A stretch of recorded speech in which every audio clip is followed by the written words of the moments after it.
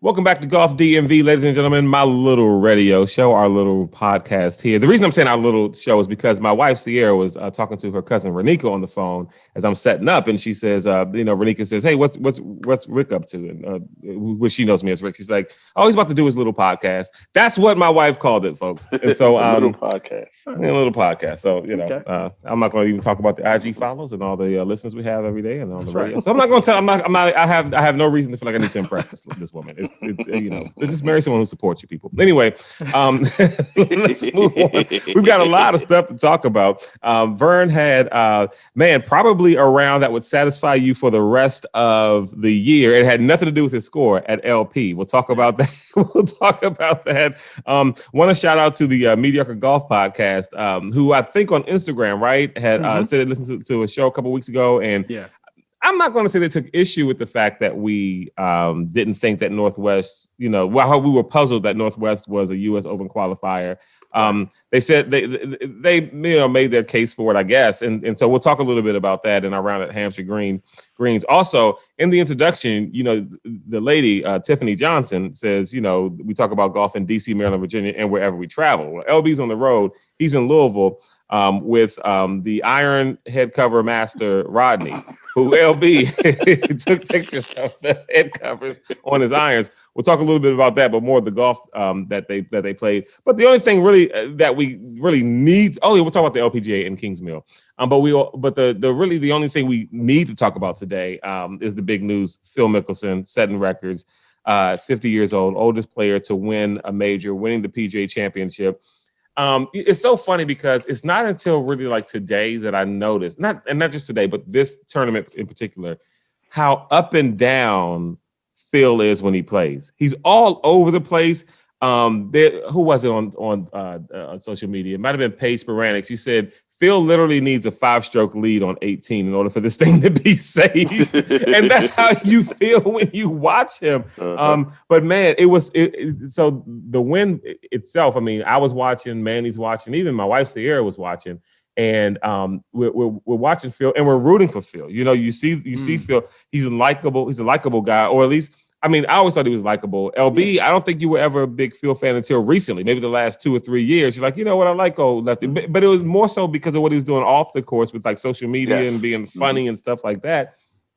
I couldn't have been happier for him. I was hoping he was going to do it. I'll be honest with you. Before the final round started, I thought that Brooks was going to walk him down or Phil would implode. And Brooks would do the same, and maybe Louis Oosthuizen or Kevin Streelman would come up and take it by just playing steady, and maybe shooting 2 under or 3 under on the day, something like that. But it didn't happen. Phil played great to start. Ran into some trouble when he hit the ball in the water. I think it was on 13, something like that. I think Lawrence is watching the NBA playoffs as well. I'm sorry. He does not want the Atlanta Hawks to win. He wants the New York Knicks. Not that he's a Knicks fan. He just doesn't like the Hawks. That's odd. For some reason or another. But anyway, Phil wins. There was some talk this morning. It's funny on the Golf Channel between I'm not really a big fan of Brandon Chambly, but he's talking about,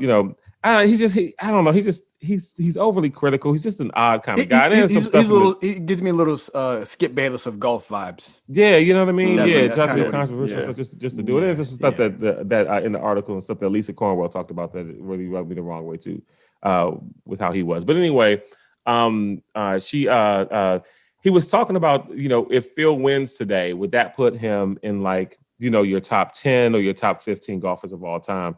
Obviously, he's a Hall of Famer without it. I always thought he was top 10 without it. You know what I mean? Right. And so that was odd. But anyway, we'll start with Vern, then we'll go with LB. Your thoughts on Phil's win? I thought it was great, historic. I was happy to see it. And I'll say this too. He's clearly like who you'd call like the people's champ. I mean, I haven't seen people go all, and it could be just because of the sentimental thing with him being 50, oldest player on tour, everyone was cheering for him. I hadn't seen people cheer that much. I mean, you hear the Tiger roar and stuff like that, but I mean, by the time you got halfway through the back nine, they're chanting Phil, Lefty, they're screaming for him and running up on it was nuts to watch. Right. Yeah, and this is why I was rooting for the villain in this movie, Brooks Koepka, who would be he was playing the Dustin Johnson role of Jason, because I love Brooks when they would cut to Brooks's face and it was just stone face, like Right. I mean, you don't know if the guy's angry or happy to be here or what the situation is, and I love that. And I wanted especially when Phil was taking his time trying to figure out what shot he was going to hit. Oh, you know what I mean? goodness. And what he's going to talk to his caddy. It's like Brooks was like, "Will you just hurry up already?" Yes, he just was angry over there. irritated. When Phil, and you talk about up and down, like look, game recognized game in terms of being like shaky on the putter. Like when he was standing over that putt on what was it, 14 or whatever it was, like on the back nine when he was getting ready to close it out, and he missed. I text you guys, and he missed it. Yep. Like when I looked up at the screen, I was like, man, he doesn't look comfortable. Like what? Like something about it. I was like, he's taking a long time. He almost looked like he was quivering a little bit. And so I was like, I don't know about this. He hits it, and then it comes up short or left or whatever. I was like, yeah, no. Meanwhile, Brooks still just dropping him in the hole. I was like, please let him. I wasn't rooting for Phil I don't dislike Phil. I also, he's funny. He's a people champ, all that stuff. But something about Brooks just sort of sitting there back there with his stone face, just ready to just take him out at a moment's notice. I liked it. It made me happy in my soul, and I wanted it to happen. But it is what it is. I do want to call this the AAR PGA Championship. That's what I'm going to call this. Phil is 50 years old. But no, man, another major for this makes 6. I think, is that right? Yeah, six. Yeah. And by the way, unless you follow it and know about the numbers, I would have assumed that he won more than that. You know what I mean? Exactly. I was surprised at that too. It is so hard to win on. It's just hard to win on. And maybe Brooks is right. Like, it's hard to win majors. Half these guys can't do it, and I can. You know what I mean? I mean, for Phil to only have 6, you're like, whoa. You know what I mean? But anyway, LB, what are your thoughts? The one comment you made about Phil and the crowd and stuff. Yeah. I would. It's almost equivalent to when Tiger won. What was that? He won the last thing. That Zozo. No, when he won the Masters? Right, and the crowds were all around him. It's that same kind of vibe. So let's not give Phil crowd people so much credit. And I wasn't rooting against Phil per se. I was kind of hoping Brooks would win, just because I like Brooks. I like his whole, like Vern says, I like his whole stone face. I'm coming out here to take this from you, Bammers type attitude. We talked about this. Couple of things I want to say about this tournament. One, I'll start with Phil. And we talked about this earlier, Claude, how golf is the one sport where you can be trash or 6 weeks in a row and get hot on the weekend and win a major. And then, because I went back and looked. So this season, Phil has played in 14 PGA tournaments. He's missed the cut 6 times. His highest finish was T21 at the Masters. That's out of the 14 tournaments. That's the best he could do was a T21. Right. And then this weekend on the hardest course that we're told on the PGA Tour, he comes out and he takes it. Hardest and longest. And longest. Right. So I give him credit for that. But again, there's no other sport that I can think of where, again, you trash for months. You get hot one day or one weekend, and you win, and then he'll probably go away again and probably not do anything else the rest of the season. Yeah, he was a 200-1 dog, just so everybody knows. Wow. And that makes sense. You saw his performances, other than like the Masters was like a 21, and that was okay. And prior to that, that was the best. Missing cuts at like regular tournaments where guys are going, 6 and 7 under and stuff. So there was no reason for you to believe that he would win. I mean, it was just what months ago, that we were saying Phil should just go to the Champions Tour. Yep. Like, why are you even out here doing this? Like, just, have some respect for yourself and your legacy. Stop it. Now he says, have some respect, put some respect on my name. And Ricky Fowler also chimed up and said, put some respect on my goddamn name too. I made a top 20. I wonder if this gets him into the U.S. Open. I got to say, I think this should, right? Like a top 20, top I would 10? think so. I would think a win at this tournament would get him to the U.S. Open. Not Phil, Ricky. I'm talking about Ricky. You're talking about Ricky. If him placing high enough, it would get him in. I think so. I would hope so. I mean, I was watching. That's based on points, though, right? Isn't it based on points or some system? Money? Yeah, where you finish and stuff like that. Believe me, if we don't know, the guys at the Mediocre Golf Podcast will DM do us it for us. Okay. Let us know if we're wrong. Well, I got a question for them clowns too. Then, if wait, don't call, have you listened to this? I don't call them clowns. No, I mean, not at all. I've listened. I've listened to this show. Okay. I call everybody clowns, so don't take it personally. You do. You call me. He does. He calls me. He calls us clowns. Yeah, actually. Right. So, a term of endearment, actually. Yeah. Right. Exactly. That means I'm actually thinking about you. Yeah. So, so in the third, this is the only problem I had. So yesterday, I did get to see a little bit of it. The third round, yesterday, Saturday's round, on the 13th hole, when Louis Oosthuizen and Phil both went in the water. Mm-hmm. You remember that? Okay. Phil had to go back and hit from the tee, and they said that Louis' ball crossed over the field of play and then turned into the water. Uh-huh. I didn't see that. I didn't see that at all. And they showed it on a replay, and I kept saying, "Well, where's it crossing the water?" We watched it. Neither one of us saw it go over the water. I kept waiting for the internet trolls to come out and and say, "No, it didn't cross. It didn't cross," because, in my opinion, he should have been hitting again. He should have been stroked. He should have been hitting back with Phil off the tee again and not getting the drop out there in the fairway. And that would have gave him. He'd have been 2 strokes back with Phil as well. But that's neither here nor there. He didn't win, so I'm happy about that. Let's see what else notes I had. Yeah, well, I was hoping. I don't root for him either. He put the ball in the water off the tee in the Zurich thing and caused him to lose. Mm-hmm. Right, exactly. So just quickly, the people who missed the cuts, we got DJ, we got the hated Sergio and Adam Scott. JT missed the cut, as well as the long-haired Tommy Fleetwood. So a lot of guys, didn't do squat on this tournament. Ryan and I talked about this the other day too as well. Did y'all like the setup being that difficult for the guys, or do you? Yes. Yes.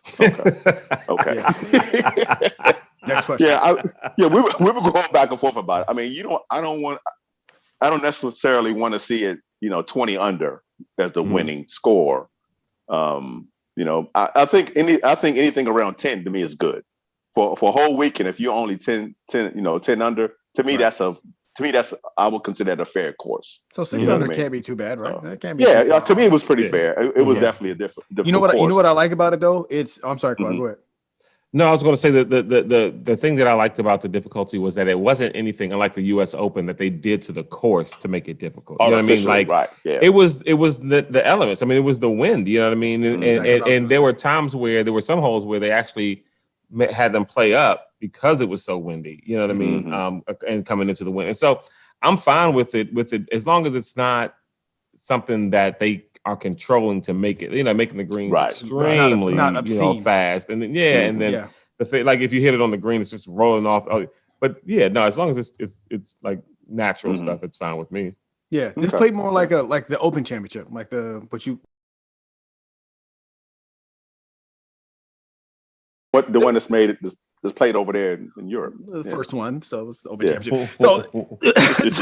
But seriously, this plays more like that. Like sometimes, the Open Championship, like they don't go ham. I mean, they set it up championship style, but like you said, Claude, if the elements are unfavorable, then hey, it's going to be 3 under, for 4 rounds. And if it's not, sometimes you get 12 under at like Old St. Andrews or something like that. Mm-hmm. And they just say it is, it's whatever Mother Nature, supplies. So that's kind of what I like about.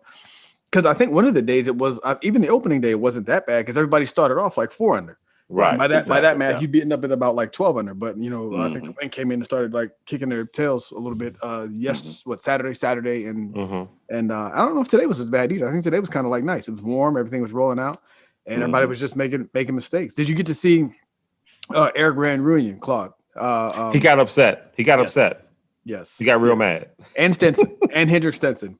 I did see Stenson break a club or something like that. Mm-hmm.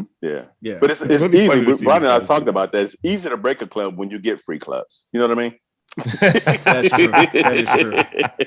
If I break this, it's going to cost me another $112. Right. Not messing with this. No matter how much I get, I just sell it. Right. I think single club for sale. Yeah. Are you? But so speaking of single clubs for sale, are you going to sell that Scotty Cameron, or are you just going to keep it in the closet? No, I have to keep it because it has my name on it with Deuce and VB2. Yeah, I might. Or are you willing to just work with it? Like try to. No, because I need to be. I need to be hitting a heavy putter, and I didn't. This is why you go get fit. I don't know why I got fitted for the driver. I spent all this money on everything else. So the last thing I'm gonna do is I'm gonna go get fitted for a putter, probably at Golf Tech with our boy Garrett Harding, since they have the fancy machine there. The name I can't remember, Cerebro or whatever it's called. We'll go.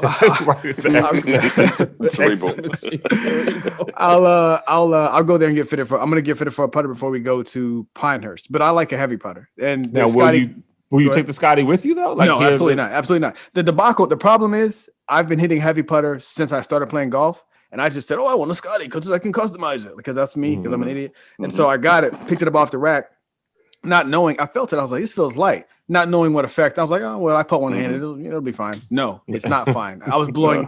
It explains why I was blowing everything past the hole and missing one for putts and everything else. As soon as I put the heavy Odyssey back in the bag, I kind of went back to normal, which still wasn't great. I'm still looking like Phil out there a little bit quaking and quivering over two footers, but it's better than it was with the Scotty. So the Scotty will just stay in there, and I'm end up getting this other custom putter from this special place in Chicago for like $2,500 one day, maybe before Bandon. Yeah.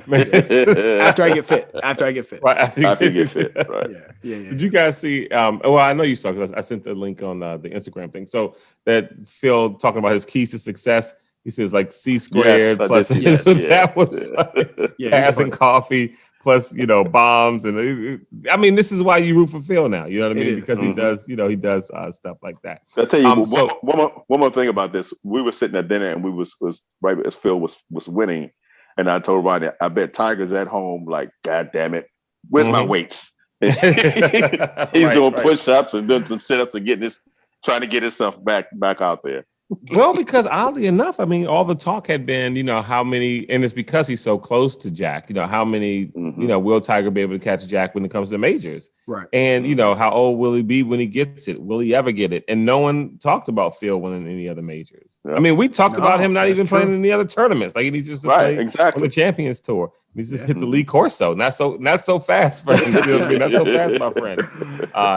And so I mean, so congratulations to Phil. I'm happy for him. That is what ARPGA Championship. There we go. AAP. 50 years oldest to do it. Oldest major winner, right? Yep, absolutely. So he's got that. And they were talking on I was watching again Golf Channel coverage this morning.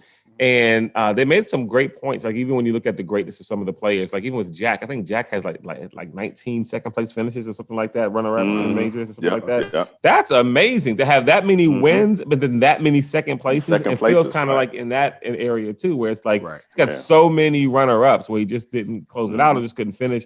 And that's a big deal to finish second that many times. It is. Right. Well, he was going against Tiger. So, think about that. All the time Tiger was winning, he was beating Phil because Phil was in those fields every time that Tiger won a major. Yeah. Tiger, Phil was somewhere behind him. What could Phil have been, or what could Sergio have been if not for Tiger? Right. Sergio, I'm not really too concerned about. I mean, but Phil for the most part. Sergio just would have been getting beat by Phil then, probably. Right. For real. But it's basically Phil's basically like the Houston Rockets, essentially.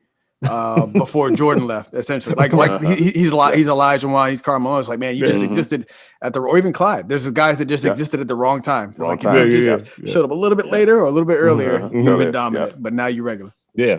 Like, thank goodness Isaiah Thomas and Magic and them got in a little early before Jordan started dominating. He got his two, and he was out. I think the whole thing about greatness, like, I mean, people want to compare players, and I don't want to get into any like kind of other sports, but when you think about it, where they talk about, Jordan and who was better, when you're talking about, well, is LeBron on Jordan's level? Was Kobe on Jordan's level? I just don't think so, because once he got rolling, the question every year, once Jordan got rolling, the question was every year, who were going to beat the Bulls? And the answer was nobody. You know what I mean? Like they were going to, and then when Kobe got rolling, the question was who's going to beat the Lakers? And there were plenty of years where it was Tim Duncan and the Spurs beat the Lakers. They did have a run. In the West. They had a run. Someone else had a run during your prime winning time, basically. Right, You know what I mean? right, and same thing, with LeBron. Like the question would be, who's going to be LeBron in the Heat or LeBron with the Cavs or LeBron and some years no one can, and there were plenty of years where someone did. And so, that's golf's different, but when you're talking about it's dominance is what it is. It's not how great you are as a player,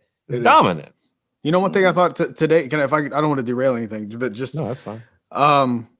When you talk about like golf and everything. So I played LP today, Lake Presidential, which we can circle back to later. But basically, for those who don't know, this is a course I've struggled to beat. It's my home course, It's a course I've struggled to play well at.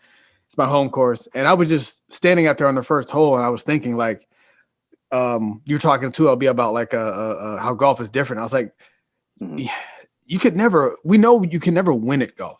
You can never win at golf. Even if you went out and shot 50, like there was an Instagram popular thing that went around where a guy shot 59. I think he like made an eagle and he's cheering, jumped in the water. It was great. But the next day he could go out and shoot 78. You can never win at golf because unlike those other sports, Claude, your opponent is immortal. Right? The bunkers are always the bunkers, the hills are always the hills, rough is rough, the length is the length. It doesn't sleep, it doesn't do anything. Every time you go out, it doesn't take a day off. Yeah, exactly. I had a good day today. Cool. Yeah. It's gonna be here tomorrow. You will never win. And the course is never less than what it is. Never. It's like you can't catch the course on a bad day. You can only catch it if you're having a good day. Immortal. And because the course is it is what it is. It's as good as it's going to be, and it's as bad as it is. Yeah. Exactly. And that's what I think is cool about it. Like your opponent is essentially timeless. I mean, they say it's yourself, but if you're going up against the course, you can't. It's like it's like cool. You had your best day today, and gets me cool. Come out tomorrow. I'll still be here. So it's just something I thought about looking at your first long. And I was like, I've been doing this for like 10 years with LP. I was like, why? Why can't I get over? I was like, because it's always here waiting for me to lose. Are they still starting everybody on 10? No. So the set, So to put it back the other way. Okay. So I do have a question. Since we're on LP, we're going to segue. Okay. We segue let's jump to LP. Yeah, we're good. Okay. Yeah. I really would like to play LP from a tee box forward than what we normally play. So for everybody who's listening and may not know what LP is, it's Lake Presidential, Upper Marlboro. Lake Presidential. Yes, in Upper Marlboro, Maryland. Yeah. Right. Beautiful. We normally play it around the 6,000 yard mark, right? That's what we normally play. Yeah, that's what we normally play. If they have a 5,000 yardage, I would like for us to play it at that yardage just one time. Tell us why. Tell us why. Just one time. Tell us why. Because the people listening don't know the context behind this. Why I'm sighing and looking away. Okay. Go ahead and tell us why you want to play 5. Okay. So, because I want to see what our scores would be by comparison.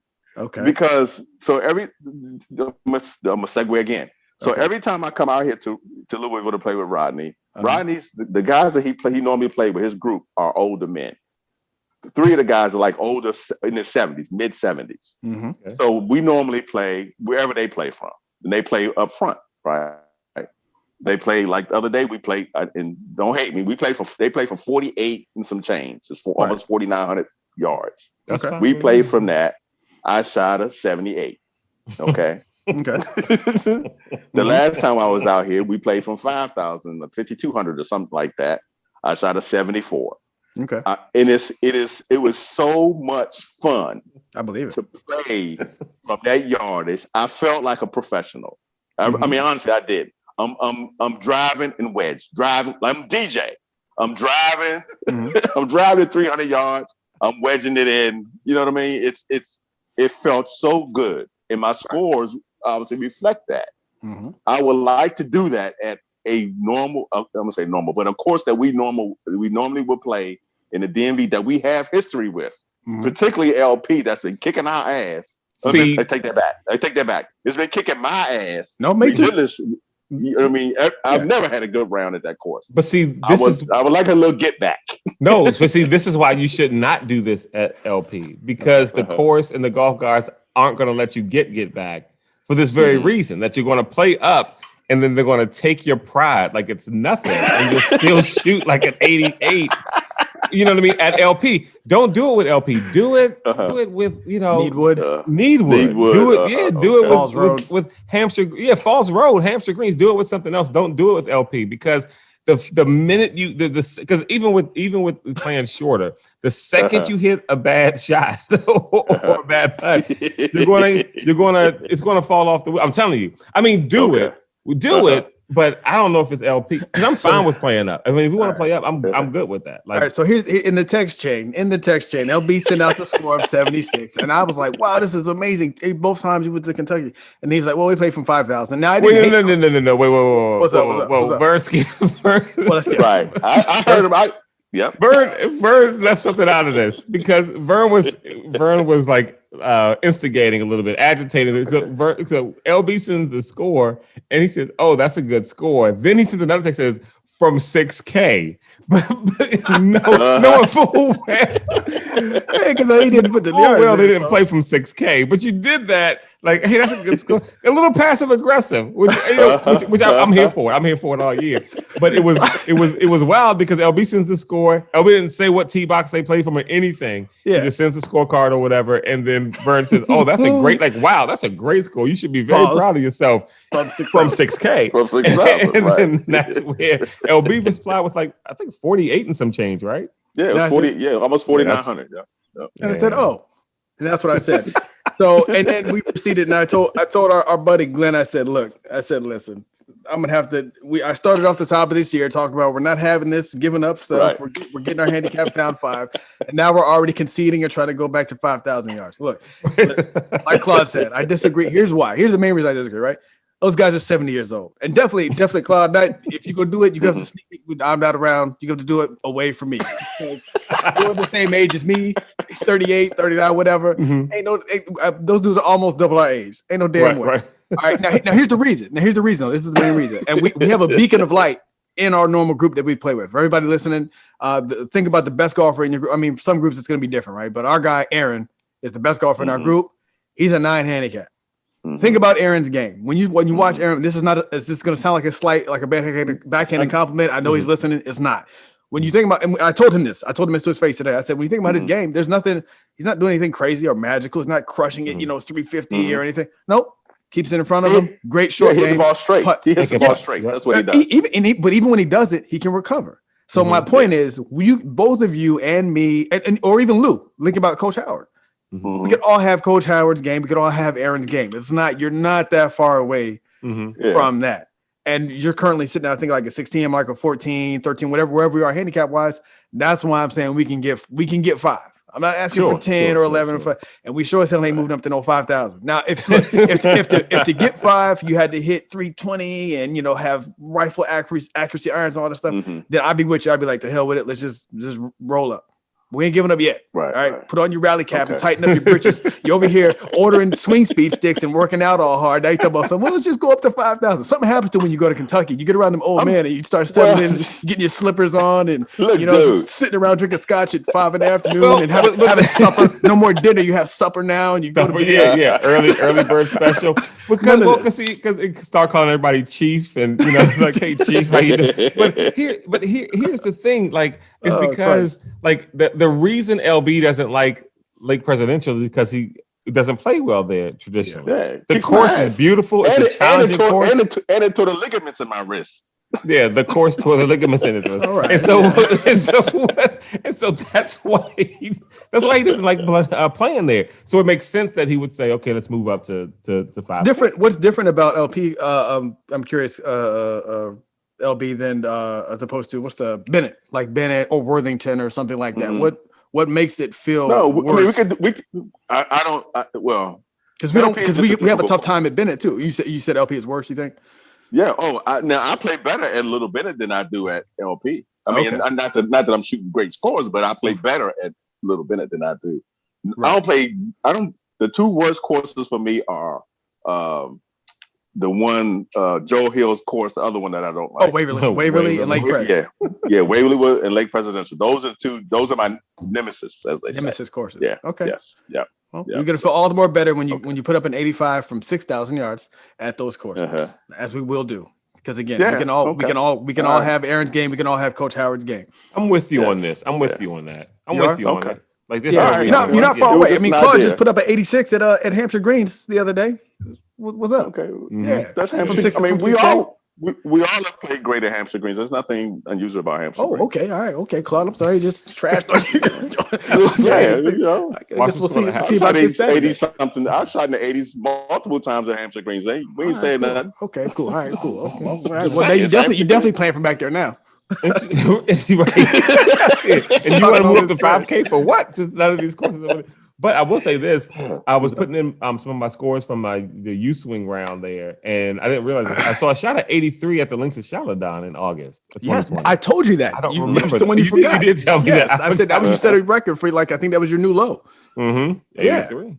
Yeah. Okay. All right. Yeah, we're not moving up. Because first of all, for me, even if I moved up, I still got to putt. You know what I mean? Like, and for me, putting has been my thing. You know what I mean? Right. I've gotten a little better, but putting has been my thing. You can't be under 40 playing from 5,000, Claude. Like, yeah. Come on, we can do it. We can do it. Well, I will tell you this. This course we played the other day, I did get I drove 2 greens for playing up front, so it made me feel like how you probably feel when you drive greens. I'm assuming. It does feel good. It is fun. It is fun. I admit. Nice. So one quick thing, speaking of LB, and I want to LP, I want to get to what you talked about. Since we're talking about tees, we played around at Hampshire Green. Glenn, Vern, and myself had a good time. It was a Friday morning, getting out. Weather was great. But the 2 groups that were ahead of us, and by 2 groups, I mean there was one group on the front nine that was ahead of us, and then I think this group that was ahead of them let them go ahead of them on 10, and so now the group that was in front of them, they just basically switched places. Yeah, all these 2 groups, they were, except for the female who was in 2 groups ahead, everyone was playing from the wrong tees. Yes. They were we played from the green, they were playing from the blues. Yeah. And they weren't, for the most part, driving the ball past the rough to get into the fairway. For a reference point, for anybody who doesn't know, basically we were playing from 6,000, and the groups behind us were playing from like 64, 65-ish.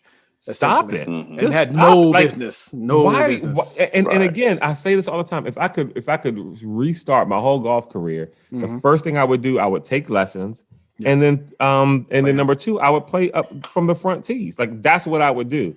Yeah. What's the problem? Why, when they see these, gold or blacks or wherever the tips are, then the next one up, that's where people want to play from, and they can't get the ball in the fairway. Like it doesn't make sense to me, and they just wouldn't move up. They wouldn't move up. It's I try not to judge other golfers, but this one is a pet peeve of mine when I'm watching the group either in front of us or sometimes I'll see the group behind us on the tee box or just a random group, and it's like, oh, look at them, they're on the tips. Happened today at LP too, on the tips, and then they hit and they're like at the very edge of the fairway, maybe, right. And then 2 of the other guys are like in the fringe. It's like, well, what do you like? I guess what I don't understand is that at no point during the 18 rounds nobody says, I don't think we're doing this correctly. And they talk in I think the USGA or like the golf clubs. We'll just say it's USGA, like the Golf Associations of America, back when they had that, remember that play up movement when they were trying to speed up the game? They talked about how basically they said, look, whatever your playing ability, you should have about, I think 100, that's what the 150-yard marker. You should basically be able to hit to that. If you can't, if you're hitting, on a par 4, hitting a driver, and then you have like 230 in, you need to move up. You know what I'm saying? Yeah. So I mean, honestly, people, just be honest with yourself and just move up. I mean, listen, you're paying for the round. You can do what you want to do, but you'll find it more enjoyable, I think. 100%. Like wherever you can get to or pass by a bit that 150 marker, that's where you play from. And I wish out of our way. Yeah, exactly. And I wish I could be. I had like a show. I don't know, celebrity. Maybe had money because I would just be a jerk. Just go up on the court. Like when I see people doing that, just ride up to their group and be like, "Hey guys, I'll pay for all your rounds. We're all gonna move up to the red tees, and I will cover all your green fees twice if you break 80." Right. And I guarantee most of those folks won't even break 80. They won't break 80. Probably not. I was like, oh, I should 85. It's like, oh yeah, because you're trash. So go ahead and you move back maybe one set. Yeah, not ladies tees either, red tees, because we did see. I don't think we told you this, LB. There was a young lady. So the group in front of us was playing slow and they're drinking and they're having a good time and maybe whatever. They got the cart girl, right, Claude? They stopped and started talking to her and chatting her up, and I'd never seen this before, and so we were like, we're thinking it's the usual, like, oh, pay attention to me. Cute. But yeah, exactly. But then we get to one of the holes basically, and they have her tee off. Well. So what ended up happening was she's driving down. She stops at them to see if they want anything from the cart, and we can see them. And suddenly, I just see her buck a U-turn and drive up there with them. And I'm like, I wonder what's going on over here. Yeah. And so we get up to the tee box. She takes one of their drivers. She puts a ball in the ground. She, takes this practice from their tee, crushes it. Wow. Crushes it. And I see a few of them giving her some money. And so when she came back down, I said, I hope they paid you for that lesson you just gave them. She said, oh, they did. And she showed me the little money and kept driving. Yeah. Because she played, you know what I mean? So not women's tees. I mean, it's just forward tees. Yeah. It's just anyway. Play from we had fun at the Hampshire Greens. We did. Let's talk about this round of LP. Well, speaking of Hampshire Greens, another thing we noticed, there's just several holes on Hampshire Greens that Northwest just doesn't have. And I don't mean to keep harping on this whole thing, but we talked about Northwest as a U.S. Open qualifier. Right. And we said that the only way I can see it is if they made the greens super fast, grew the rough super thick, had some funny pin placements. Right. People got to play from, beyond the tips. You even got to move the tips further back. Mediocre Golf Podcast brought up the fact that it's such a long course, 7,400 yards, Little Bennett, Hampshire Green. They're not anywhere near that long, which is true. But I'm just thinking on the level of people who could actually qualify for a U.S. Open, length at a generally straight, wide open course is not the problem. You know what I mean? Like, right. They all could probably hit far enough to where it would neutralize that 7,400. At Northwest doesn't have the design and the shots you've got to make on several holes like Hampshire Green has. You know what I mean? Right. To be able to place it and make these shots. And so I think that's the point. Like the point is like the course itself, you can make it super fast. The greens fast as you want. You can grow the rough all you want and move it back. It's still not a tough course to play. Like you've got to make shots. And this is a person who my best score there I think was like 86 or 85 or something like that. Yeah. And it wasn't from the tips. So it's not like I'm speaking because I'm great at it. Yeah, it's just I'm assuming that these folks who are going to play this would need a tougher course than that as far as I feel like the average your average club pro like you said, Claude, distance is basically speed. We all know this as golfers. I've been saying this a lot lately. Distance in golf is essentially like speed in other sports. Super useful, correlates probably with winning and success and everything, but it's not the game on its own. And this is the reason there's a lot of guys we know, club pros and guys who play in tournaments like the what do you call them, like ringers, like ringer type dudes who go around playing in tournaments and stuff that are plenty long and they don't play on tour. So I think that length isn't the issue. Well, like you said, it's the shot making. It's like, can you make somebody make a shot? How many long drives competitors have we had on the show? Yeah. From Maurice to what's our guy in Vegas? Josh Jackson. Yep. With Josh Jackson. And a lot of these guys are trying, and Mike ladies Dobbin, are trying to make Mike Dobbin, trying to make it on tour, and they can't. Yeah. You know what I mean? And it's not because they don't hit the ball long, and not even that they can't hit the ball straight. It's everything else that you've got to be able to do. There's a good follow on Instagram, Kyle Berkshire, who most people know. He's a local long drive guy from Crofton, and he's very open about. He puts these Instagram posts up about like, hey, here's a hole of a golf course. I played hole 5. Here's how I played it, and he'll do like in the Instagram post, 5 quick videos, first shot, second shot, whatever. And people always come at him in the comments. He's so he's kind at least, or judicious in the comments with people like, oh, you still I can't you're not on tour with all that length. What are you doing? Blah blah blah. And I can't remember. I'm paraphrasing, but he said, look, you can lose a lot of shots inside 100 yards. Mm-hmm. He said that to one of the guys. I was like, that's the most succinct way to put it. And he's just 100% right. He's like, it's not, the problem isn't getting, on a par 5, 300 and then 200 up to the green. It's the 2 chips that I had or the missed putt or, on a par 4 where I can't hit directly to the hole. Oh, I have to make an iron shot, through a tight, narrow gap or something like that. Those require what the pros are able to do is to just drop it in, 10, 6 feet onto the green. And that's what and putt. And that's what separates them, turning 3 shots into 2. So it's never length. So yeah, to your point, Claude, we're not hating on Northwest Mediocre. Was never hating. Just, just the and by the way, shout out to Mediocre for showing us, it's a long, it's a long course. It's how can play, et cetera, et cetera. Thanks, put some respect on Northwest. Yeah. It's all 100%. Respect. It's all love. Thank you. Yeah. The one thing I still would think that that a course is before. All the greens too are pretty flat. As I think about them, there's nothing. Even the greens are nothing special at Northwest. I don't remember any of them being, particularly difficult. They all are just pretty round and flat. Some might have a little tilt to them, but that's about it. I think the measure of these holes, when we talked earlier about Nemesis courses, everyone, as you start to play more and more golf, even if you don't remember all your rounds, there's inevitably going to be 1 or 2 holes from certain courses that you'll always remember. If you play them once or twice, you're like, oh, this one's chat. I have them with LP. I have them with not Bully. I keep wanting to say Bully, Little Bennett and Worthington. Little Bennett, number 1, hole number 1. For you? For me, it's 9. For me, it's 9 and 18 every time. 9 and 18, exactly. 9 and 18. The rest of them, I'm fine with the rest of them. It's 9 and 18. Yeah, exactly. And that tells you it's like this is a shot. Like I have to make 2 shots here to have a chance at par. Timbers at Troy, hole number 2 for me. Oh yes. Yep. Because you start, you got to go uphill, then it comes back left, and it's all uphill. It's bad. We got to go there. Haven't been there this year, so yeah. Well, LB, you don't like Timbers though.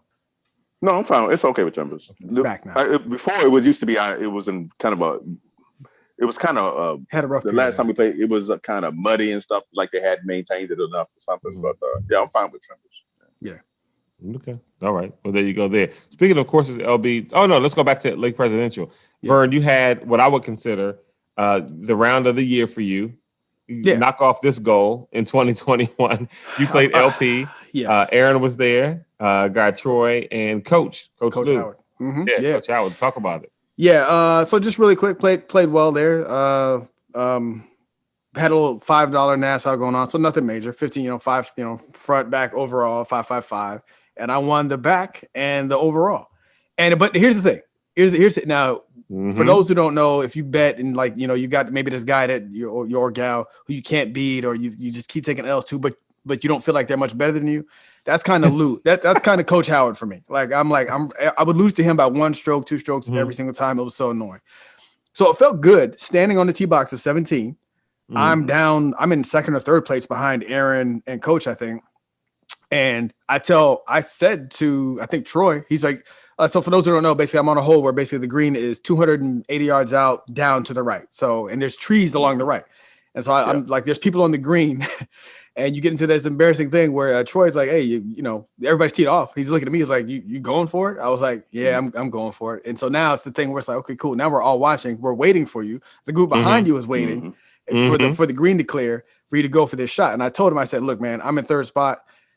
I may as well. What the hell am I doing? May as well just go out swinging and try. And this is why I feel good about winning, because I didn't back into it. I didn't just like, I played good and they messed up. I win. It's trash. I went after. So I feel good. So dropped the drive basically on the fringe, made birdie there, and then went on. And so feeling good off of that, swaggering now with the pimp walk, I get to 18, hit a good drive. Now 18, for those who don't know, is a par 5. So again, this is a wide open, straight down par 5.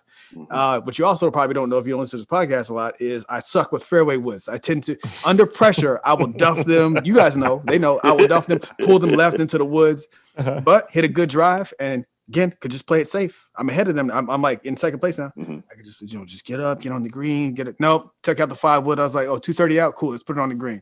Hit the 5 wood, 230 out, land maybe just a little bit left of the fringe, chip up to a foot. Chip up to a foot. Now I missed the putt. I have to say this. I missed the foot, but I was not. I just basically went up to do the knock in, and because we were playing for money, it didn't count. I counted it as a birdie. This is what I'm telling you. I counted it. Okay, it was a foot. It was a literal foot. But basically, I feel good because I clutched out the last 2 holes, not playing like a wimp. You know what I'm saying? Going after it. To be fair, too, Aaron said the same thing. Aaron stood on the tee box at 18. In first place and say, you know what, I could hit a 7-iron over here because it's a forced carry of only 130 yards or something. He said, I could play safe. He said, but the hell with that. If I'm going to win, I'm going to win with my best stuff, which I respect him for. I respect him for saying that. So, but he didn't win with his best stuff. I won with my best stuff. So, so you know, you guys, I can't talk trash. He's 9 and I'm like a 13, 15 handicap. So I get it. But no, that's cool though, man. Aaron, know it's all love and all fun. So cool. So yeah, I mean, so you were able to beat Coach, which has been your nemesis. Yeah, I'm going to be honest. I get so up for the rounds at LP that I kind of the 555. I really just wanted to play well at Lake Pres. Like the beating, like beating them in the little friendly competition was a bonus. I put up an 88 basically, and I'm happy with that. And I'm going back there this Saturday with the 3 of you. And Glenn and LB, that's right, LB and Glenn, and we'll play from 6,000. And, and I hope to do better, and you two will do better too because you'll keep the ball in front. Although I feel like Vern, I feel like you tried to sneak it. Where were we? And you tried to sneak a 62 or 63 in there recently.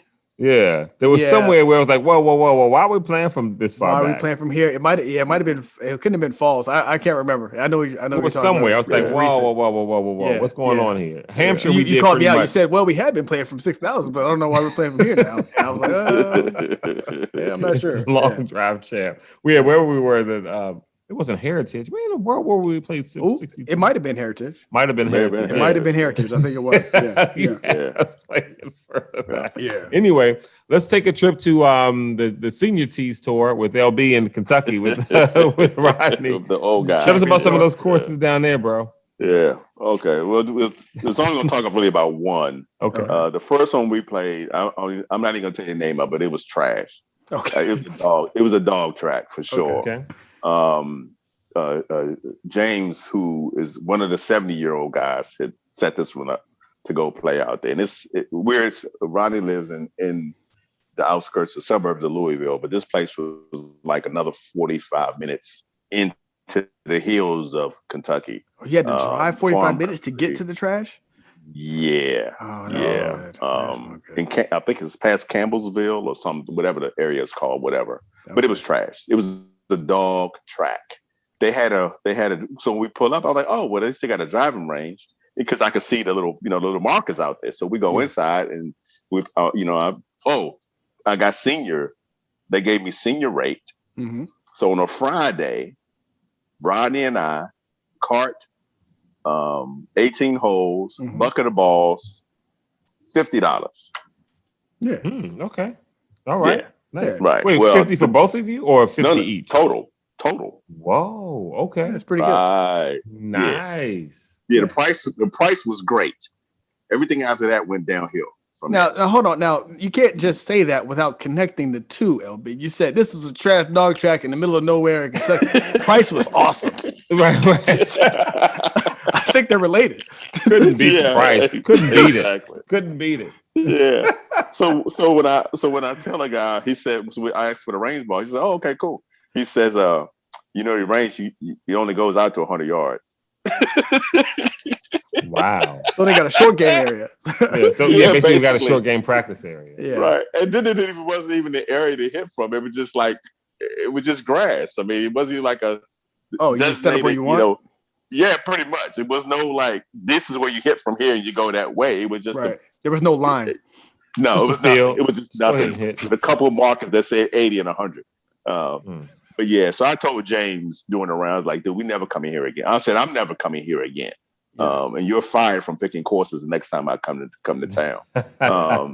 It was a lot of dirt. It was hard as hell. It was built like on this side of a small mountain. So every fairway tilted one way or the other. And we know how you hate that. Yeah. And but even they were saying, and James had played there multiple times. So he's like, yeah, well, you got to hit it over here. You got to hit it way over to the right. So when it lands and it rolls 30 yards to the left, that you'll still be able to get your ball. If not, it'll roll into the woods. I'm like, well, what are we doing out here, man? Right. I mean, every hole was just an ordeal in trying to find your ball. It was like a total waste of time. So I'm done with that one. So let me move on to the better course. So then Saturday we played Rosewood Golf Course. This is the one I put on Instagram with the pictures. Very nice course. I wish we had played that on Friday. It was still a little ways. I was out in Lebanon, Kentucky again, which is another 35, 40 minutes away from Louisville.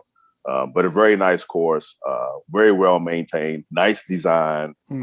Next to a cow farm, so you could hear the cows mooing in your backswing. But that was kind of cool, though.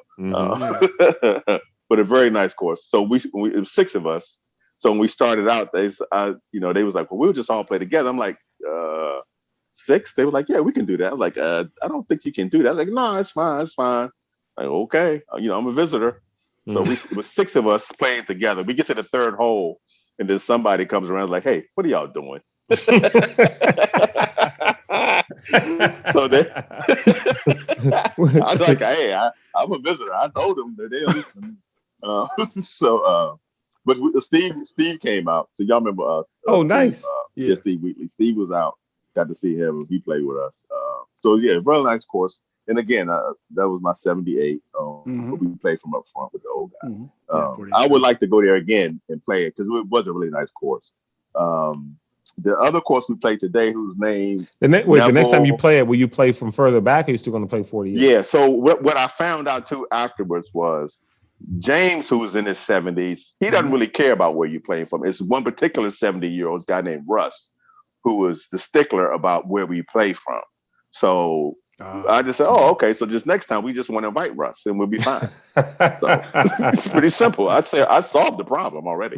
There it is. Because so today we played another course, which is even better than the course we played in Rosewood. Okay. It's called Neville. And I'm sorry, I don't have the name written down. It's called Neville something, but it's a link style course. Right. All the homes around it, you will make you feel like you were in Potomac.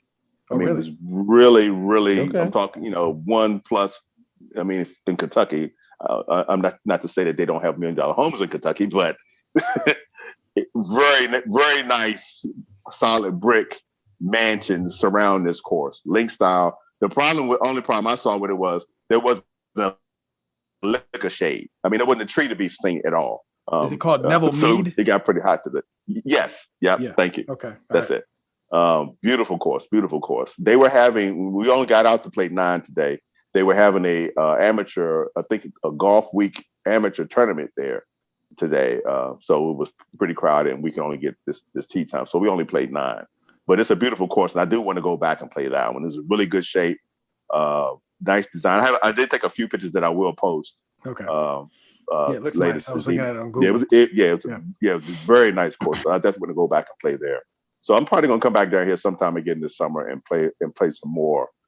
We've decided we're not going to do 3 rounds like we tried to do this weekend. We're going to do just 2 rounds. Yeah. Because I basically got off the plane. Rodney picked me up and we stopped by the house briefly, just unloaded some of my luggage, and we went straight to the course. So we're not doing that next time. I'm going to give me some downtime before we go play. And we're not going to invite Russ so I can go and play. We can play from Roman distances instead of the 4800s. Burn. Thank you. The other side thing we did, we went to the Kentucky. I was going to say Kentucky Derby. We went to Churchill Downs last night for a dark at the Downs or whatever it's called. They call it, but it's basically just racing after dark. Yeah, a little money on the ponies. Yes, it is. It's a lot of fun. It was a really good time. I believe it. Yeah, we had 5 of us total, 5 guys. We obviously did a lot of drinking, talked a lot of smack, and we made some money too. I gave all my money to the waitresses and stuff that was helping us, and shout out to Angela, took good care of us. It was a lot of fun, and y'all have to come down here at some point and check it out because it's a really nice. It's a good time down here. Good food, good bourbon, good whiskey, and the ponies. That pause, folks. Go ahead and tell us. So, what's the score, Atlanta? What do we got? What's happening? Because you're clearly watching the NBA. What's happening? Atlanta and well, it's over now. Yeah, Atlanta. Atlanta upset the Knicks. That's over. I don't like Trae Young, so I knew it. I knew that's why you didn't like Atlanta before you said it. I knew that's what it was. He's too young and flashy, and he does too much stuff, and I don't like it. Hold too much mouth, man. Just play some ball, man. I don't need to hear all that yapping and stuff. Just score the bucket, give the ball to the referee, get the ball go back and play defense. Play defense, man. Shut up. So yeah. But yeah, great trip, man. So tomorrow morning is the APGA tournament at Valhalla. I did reach out and talk to the GM at Valhalla, and he welcomed me down. So hopefully I'll get to see him, and as well as see some of the players, and hopefully get. I'm gonna try and do some interviews. I don't know how that's gonna work, but I'm gonna try. Just hit record on your phone. You know what I mean? Voice recording, just talk to him. Yeah. Help to accomplish. Talk to the GM at Valhalla too. Interview him. Put him on the show. We'll air it next weekend. Next week and or whatever. And see we'll see how it goes. So we do that tomorrow morning. It's they tee off at 8:30. The first one's at 8:30. The last one's I think it's at 10:30 tee offs. And I have a 5:55 flight home. So looking forward to that.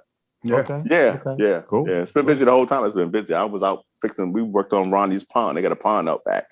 And we worked on the pond today. So, yeah, it's been a good trip. I enjoyed it. You guys got to come check it out sometime. Yeah, we should. We definitely should.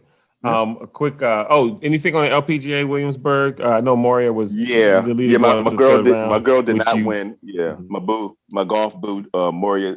She came in second place. I think she was at -11, and the winner, whose name I can't remember or pronounce, she finished first. Missed the cut. Our girl Mariah Stackhouse missed it. The cut line was at +3. Mariah was +6. Aria Jachanagarn was at +5. She missed it. Paula Creamer +8. And Cheyenne Woods was +11. So she missed the cut.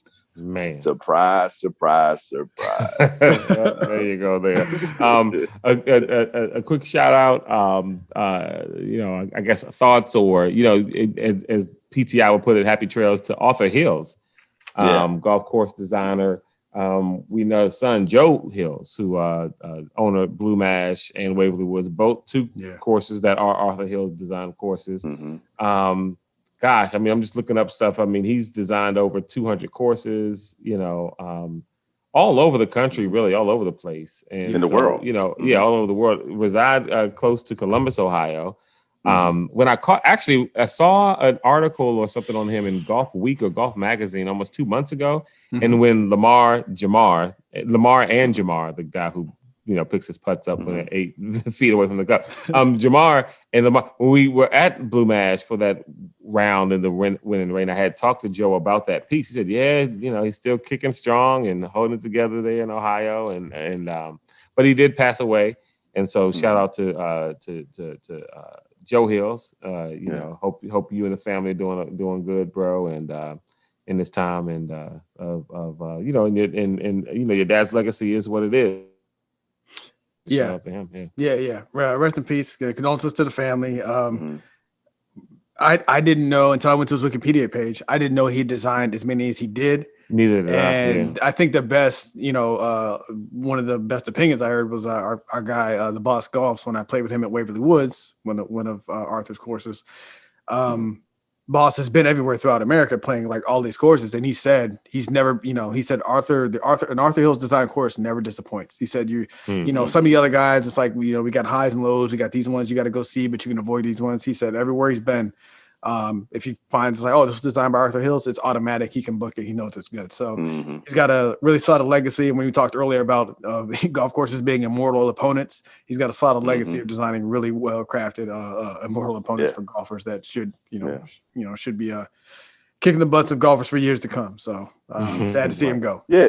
His wife was involved. She actually was part of the design team as well in some of those courses too. I didn't know.